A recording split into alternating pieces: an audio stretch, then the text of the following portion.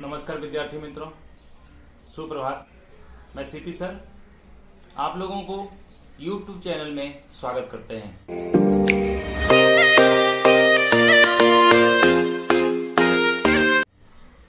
बच्चों, आज मैं आप लोगों को स्टैंडर्ड 12 इकोनॉमिक्स का चैप्टर नंबर 4 जीएसईबी बोर्ड का आपको मध्यस्थ बैंक और मध्यस्थ बैंक के कार्य के बारे में जानकारी देने वाला हूं।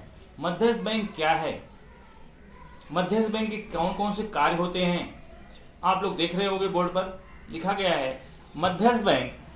आप लोग देख सकते हो मध्यस्थ बैंक और मध्यस्थ बैंक के कार्य या मध्यस्थ बैंक रिजर्व बैंक इंडिया। बच्चों, आप लोगों को बता रहा हूं कि हर देश में मध्यस्थ बैंक क्या है। आप लोग देखें, दुनिया के प्रत्येक देश में एक मध्यस्थ बैंक होती है जो देश के तमाम बैंकों के कार्यों का संचालन, मूल्यांकन और अंकुश का कार्य करती है। हर देश में, प्रत्येक देश में एक मध्यस्थ बैंक होती है। हर देश के लिए एक मध्यस्थ बैंक होता है। आप लोग देख रहे होंगे यहाँ पे हर देश में, मतलब प्रत्येक देश में एक मध्यस्थ बैंक होती है जो देश के तमाम बैंकों के कार्यों का संचालन करती है, मूल्यांकन करती है और अंकुश करने का कार्य करता है। वही बैंक, उसी को मध्यस्थ बैंक कहा जाता है। यही मध्यस्थ बैंक है।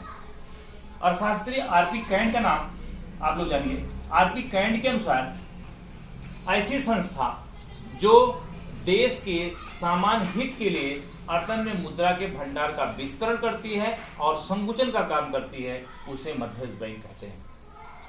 तो बच्चों, जो बैंक ऐसी संस्था है जो सामान्य हित के लिए अर्थन में मुद्रा के भंडार का विस्तरण करे और उसका संकुचन करती है और विस्तरण करती है, मतलब मुद्रा के भंडार में वृद्धि करे या कमी करे, वही आती, उसी को बोला जाता है मध्यस्थ बैंक। उसी को कहते हैं मध्यस्थ बैंक। तो देश के मुद्रा के भंडार का विस्तरण करे और संकुचन का कार्य करती है, उसे बोला जाता है मध्यस्थ बैंक। तो इस प्रकार कहा जाता है मध्यस्थ बैंक अर्थात देश की सर्वोच्च बैंक जिसका कार्य मुद्रा बाजार एवं बैंकिंग क्षेत्र की मदद करना है।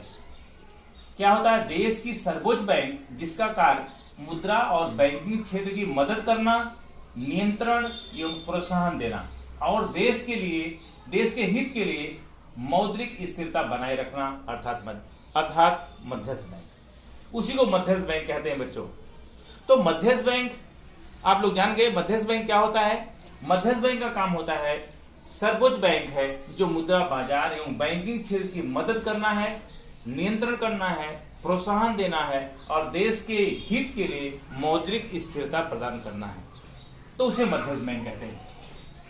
तो बच्चों, मध्यस्थ बैंक, हर देश में एक मध्यस्थ बैंक होती है और मध्यस्थ बैंक का काम क्या होता है, उसके कार्य क्या होते हैं, हम तो उसे मध्यस्थ बैंक को ही आरबीआई कहते हैं। हमारे देश में, भारत में उसी को मध्यस्थ बैंक का नाम है RBI, reserve bank of India.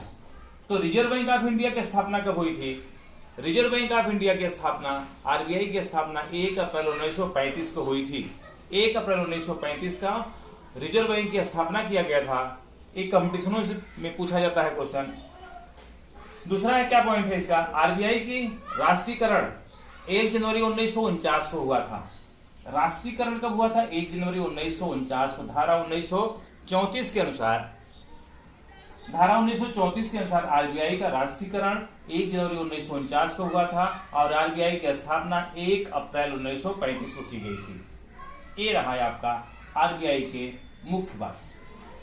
तो आरबीआई के मौद्रिक कार्य क्या होते हैं? मौद्रिक कार्य काम क्या होता है? पहला पॉइंट है इसका बच्चों, मौद्रिक कार्य, मुद्रा से संबंधित जो कार्य होते हैं उसे मौद्रिक कार्य कहते हैं।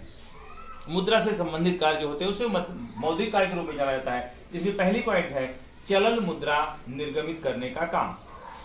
तो चलन मुद्रा में क्या आता है?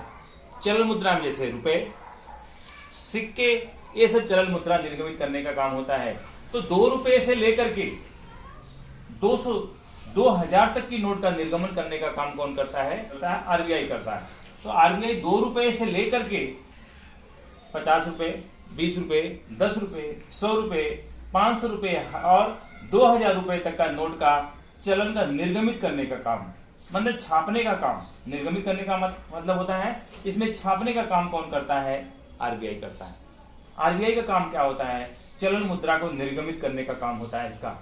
चलन मुद्रा को छापने का काम होता है, चलन मुद्रा को निकालने का काम होता है, चलन मुद्रा को देश के लिए स्थिरता प्रदान करने के लिए होता है। इस प्रकार बच्चों बोल सकते हैं चलन मुद्रा को निर्गमित करने का काम, अर्थात 2 रुपए से लेकर के जितनी भी नोटें होती हैं सब उसमें आरबीआई, रिजर्व बैंक का ही, रिजर्व बैंक के गवर्नर का काम होता है, उसमें आरबीआई छापता है। दूसरा, रुपए, 1 रुपए की नोट और चलनी सिक्के, सिक्के का निर्गमन कौन करता है? वित्त मंत्रालय करता है। उसका सचिव कौन होता है? उसका सचिव की उस पर साइन होती है।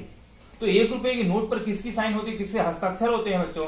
1 रुपए चलन मुद्रा के रूप में 1 रुपए की नोट पर वित्त सचिव के हस्ताक्षर होते हैं, और 2 रुपए से लेकर के जितनी भी नोटें होती हैं, चाहे 5 रुपया, चाहे 10 रुपया, चाहे 50 रुपया, चाहे 100 रुपया, चाहे 1000 रुपया का नहीं अभी चल रहा है, अभी 2000 रुपए की तक की नोट का साइन किसकी? गवर्नर की होती है।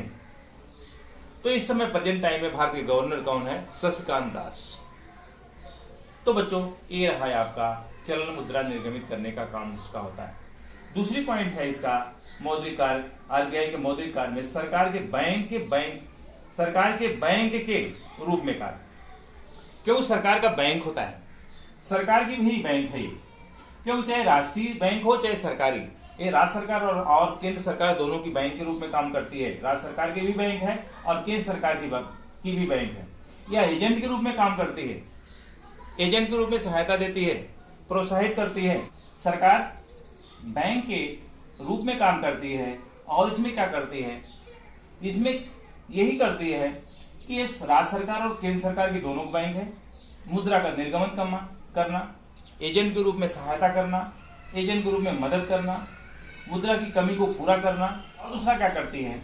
सरकार के बैंक के रूप में काम करती है, सरकारी बॉन्ड, सरकारी खाते और चलनी सिक्के का निर्गमन करने का काम भी करती है। सरकार बैंक के रूप में काम करती है, क्योंकि चलनी सिक्के और सरकारी बॉन्ड क्या होते हैं?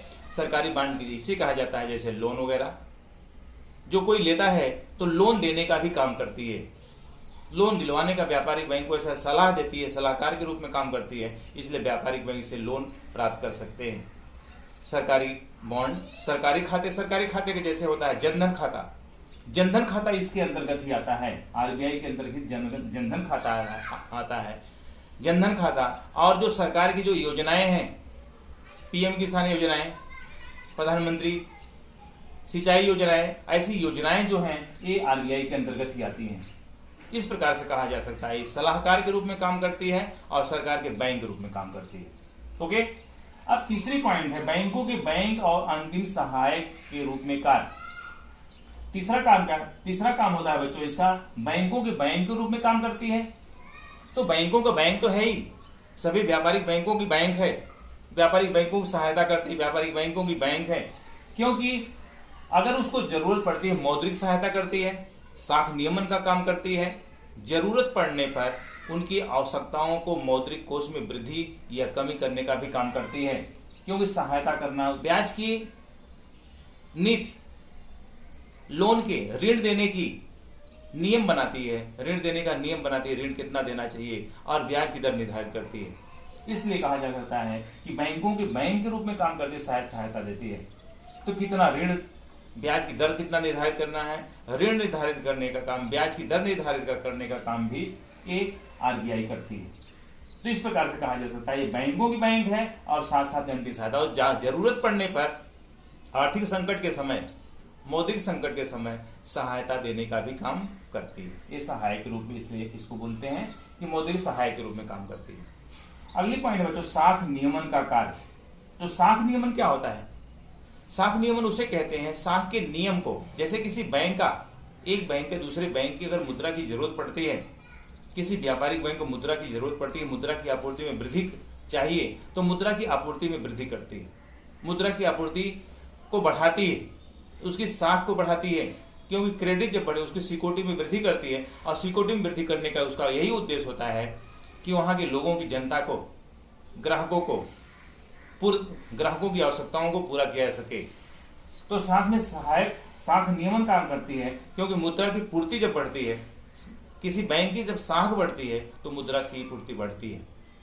साख में कमी होती है तो मुद्रा की पूर्ति में कमी होती है। इस प्रकार से साख को निर्धारित करने का भी काम करती है, साख को आगे बढ़ाती है, जिससे किसी बैंक की जमा स्वीकार किया जा सके। साख की प्रगति और आपूर्ति में मदद करती रहती है, नियमन करती रहती है। साख और पूर्ति को उसका नियमन की जांच करती रहती है। इस प्रकार कहा जा सकता है साख नियमन का काम आरबीआई का होता है। अब बच्चों लास्ट पॉइंट है विदेशी मुद्रा की देखरेख का कार्य।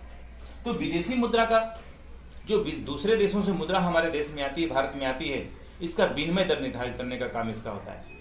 तो आरबीआई दूसरे देशों से आने वाली मुद्रा का विनिमय करती है, उसकी जांच करती है, ब्याज की दर निर्धारित करती है, दूसरे देशों की तुलना में हमारे देश की मुद्रा की कीमत क्या है उसकी देखरेख करने का काम करती है। उसके अनुसार ही उसके मुद्रा की पूर्ति में वृद्धि होकर मुद्रा की पूर्ति और मांग के अनुसार उसका विनिमय दर निर्धारित करती है, मांग और पूर्ति के अनुसार। क्योंकि किसी देश में अगर मुद्रा की मांग बढ़ रही है तो उसके में कितना कीमत होना चाहिए, कितना कीमत निर्धारित किया जाना चाहिए, इसको भी बताने का काम आरबीआई करती है। तो आरबीआई का काम क्या होता है? मुद्रा की देखरेख करने का काम, विनिमय दर निर्धारित करने का काम, सलाहकार के रूप में काम करती है। विदेशी मुद्रा जो दूसरे देशों से मुद्रा हमारे देश में आती है उसका विनिमय निर्धारित करती है। उसका विनिमय निर्धारित करने का काम इसका ही होता है, आरबीआई का होता है कि दूसरे देशों की तुलना में हमारे देश की मुद्रा की कीमत क्या है, इसको बताने का काम करती है। क्रय विक्रय करके, मुद्रा का क्रय विक्रय करके, उनकी देखरेख करके उनकी जांच करती है, मूल्यांकन करती है और सही दिशा का निर्देश करती है। आरबीआई दूसरे देशों से आने वाली मुद्रा की देखरेख करती है, उसकी जांच करती है, उसके नियमन बनाती है और इस तरह से विदेशी मुद्रा की देखरेख करने के साथ साथ उसका विनिमय निर्धारित करने का काम भी आरबीआई का होता है। इस प्रकार विदेशी पूंजी का ध्यान रखती है। बस आज के लिए इतना ही। आज की टॉपिक इतना ही रहेगी। अगली टॉपिक में फिर से मिलेंगे कुछ नया लेकर के। तब तक के लिए जय हिंद, जय भारत।